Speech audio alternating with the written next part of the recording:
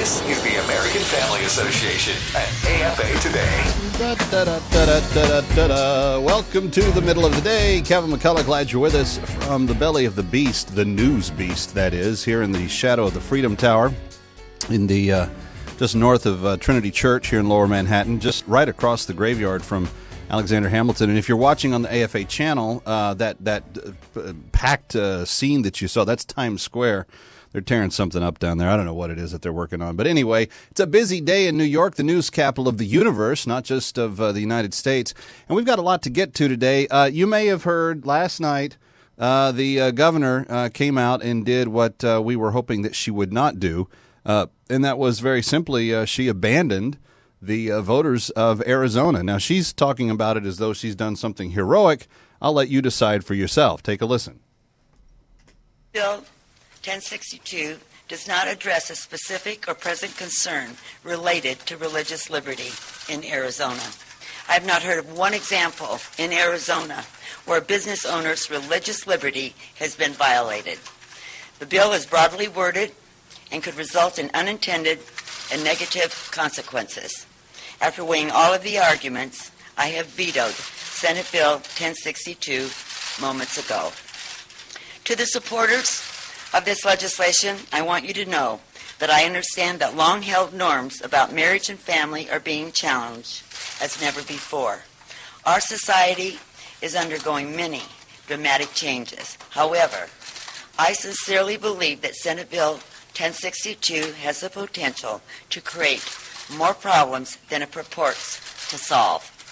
I could divide Arizona in ways we cannot even imagine, and no one would ever want. Religious liberty is a core American and Arizona value. So is non-discrimination. Going forward, let's turn the ugliness of the debate over Senate Bill 1062 into a renewed search for greater respect and understanding among all Arizonans and Americans. All right, so she essentially is saying there, you're just going to have to deal with it yourself, friends. Because I'm not going to do my job as governor. Except I am going to put my signature on a veto that will undo the elective will of the people. Those of you in Arizona, you're going to be stuck with this. It's your issue to deal with. We tried to do what was right. We tried to help you get the pressure turned up on the governor. But this is the case. She sits there and gives lip service to this idea that she in some way values religious liberties, by the way, which are enshrined in the wording of the Constitution. And then she turns around and says that, quote, non-discrimination that is happening, supposedly, it's this massive outbreak of discrimination that's happening everywhere. It's a plague that must be stopped. When very affluent gay men go to a photographer, when they could pick any photographer in the town, they pick the one that happens to be a Christian, and they say, you know what, it's against my faith to enter into the celebration of your sexual union. Your sexual choice of who you have sex with is not something that I can be part of. Jan Brewer, Rand Paul, person after person after person getting this wrong on the scientific level, on the judicial level, on the legal level. I mean, what is left? Who knows? The will of the people doesn't count anymore. That's the one thing that we know for sure. It just doesn't count. So anyway, thanks for being here. Thanks for being part of AFA Today and AFR Talk. And Kevin McCullough, always glad to have you with us on the broadcast. My phone number is 888-589-8840. We could truly engage on this issue and probably talk it to death and never.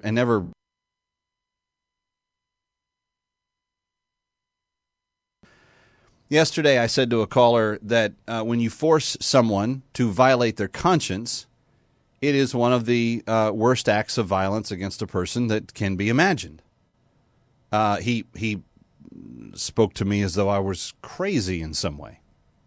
But I'm wondering how much freedom of choice and liberty a gay activist would yield to and claim if he was required to go to a Bible conference where they were looking at the issue of sexual integrity, and on that issue of sexual integrity, they were discussing what proper sexual behavior was, and he was required to sit and to be under the auspices of that, just as a photographer capturing the event, just snapping photos of the picture of the speakers and so forth. But to what degree do you think there would be a desire? Well, I would choose not to go to that event because, see, this is a knife that cuts both ways, supposedly. Supposedly it cuts both ways. I don't think it's going to cut both ways. I think Christians are going to continue to get knifed in the back. That's what I think is going to happen. I don't think Christians are going to be given a fair playing field on this. And I know there's a lot of you, not a lot, there's one of you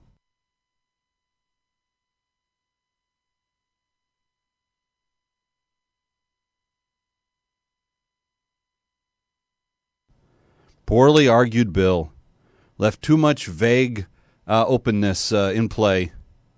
And then I hear, the required words of Brewer there going, well, so I know that there's a problem in accepting, religious liberties and so forth. I look, if you continue to empower the people that continue to take away the Constitution from you, I'm going to stop caring about your constitutional rights. Because as long as you continue to argue for the people that continue to take them away from you, you don't deserve to have them. At the end of the day, it's just, if you want to live enslaved to a big nanny state that wants to, try to determine your jot and tittle at every move, you're living in the right place right now. Harry Reid yesterday saying from the well of the Senate, something that crazy Uncle Harry often says, things that blatantly aren't true. He said that every person that has been afflicted with some sort of trauma from Obamacare, the fallout around the Obamacare bill, has, in essence, made it up. That of all the stories of people losing their insurance, not a single one of them did. All the stories of someone having to pay much more for coverage than what they had before are absolutely not true.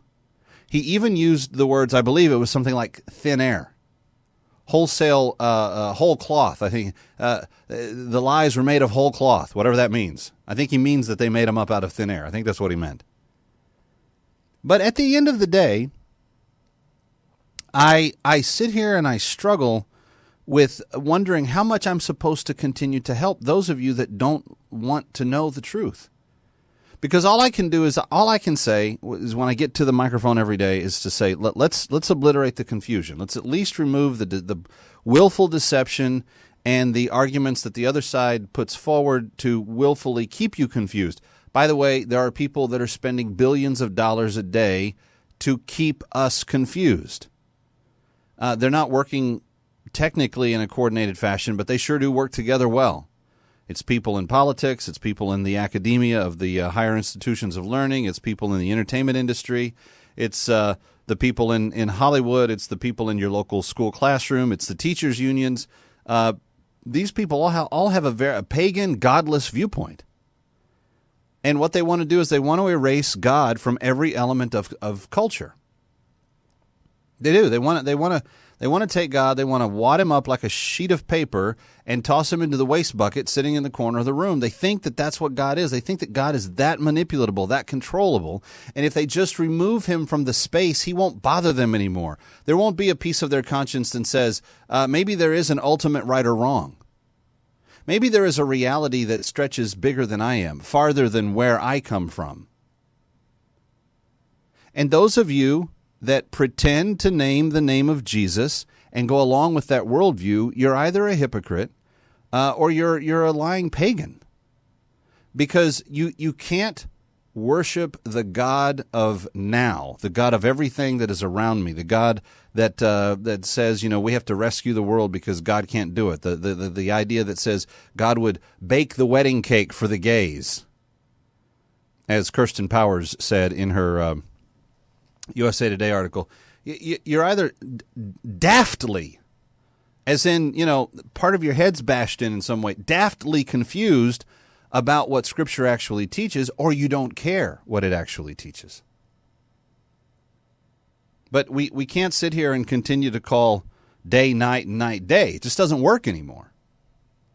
So for Jan Brewer, who wanted to throw a bone to the people that were talking about religious discrimination, she wanted to appear to be someone who cared about that. She could have taken everything she said and just tossed it aside, because her actions said that she wasn't willing to stand up for those that would endure religious persecution. And for her to say she's not aware of one single case in which someone has been forced to violate their conscience because of providing service to homosexual couples or other couples that you might find the actions immoral, she's lying, or she's got to be the most disconnected governor in the United States. Because there are too many stories. There are too many stories listed, posted, repeated, broadcast. So, Governor, I don't care if you're a Republican. I don't care if you pretend to espouse family values, all the rest. I don't care about any of that. What I care about is you being honest with the voters who elected you, the same voters who voted that law into law by an overwhelming margin. And what's really, really, really painful is that you have joined the elites, Governor Brewer. You have joined the elites in saying you know more than the people of your state. You see yourself as being someone who is above them. In reality, they sit in judgment of you. You are beneath them. You account to them. You have to report to the taxpayers. And enough's enough. So Arizona, throw her out. Republicans, don't add her to a ticket. Don't make her the vice presidential candidate. I don't think she's serious contention for that anyway. But don't do that. It's not worth it. Because if we can't expect these people to act honestly when they have the political advantage, what do you think they're going to do when they go to D.C. and they're under attack from a hostile media corps every single day? They'll fold like a card table, man. That's what they'll do. Maybe you disagree with me, 888-589-8840. Always interested in taking your thoughts and calls as we progress through the show. Now, as bad as this is, I have some good news today. We'll get to that. But I've also got another disturbing bit of news that you need to understand you paid for. In fact, when we get to this story in a little bit, you're probably going to be ticked at how much you paid for it. Because if you think that taking a few photographs of some gay guys kissing is bad, how would you like to be teaching your 6-year-olds, your 7-year-olds, your 8-year-olds, your elementary students, your preteens, your early teens? How would you like all of them to have videos now starting to be made that taught them about the pleasures of bondage? And I'm not talking about like the children of Israel in the days of Egypt kind of bondage. I mean the bad stuff that only used to appear in pornographic material. When you understand what your tax dollars are paying for when we get to the next segment, I think you're going to be rather disappointed. As well you should be. Kevin McCullough, glad you're with us. It's AFA Today on AFR Talk. Stay with us here on the AFR Talk Radio Network.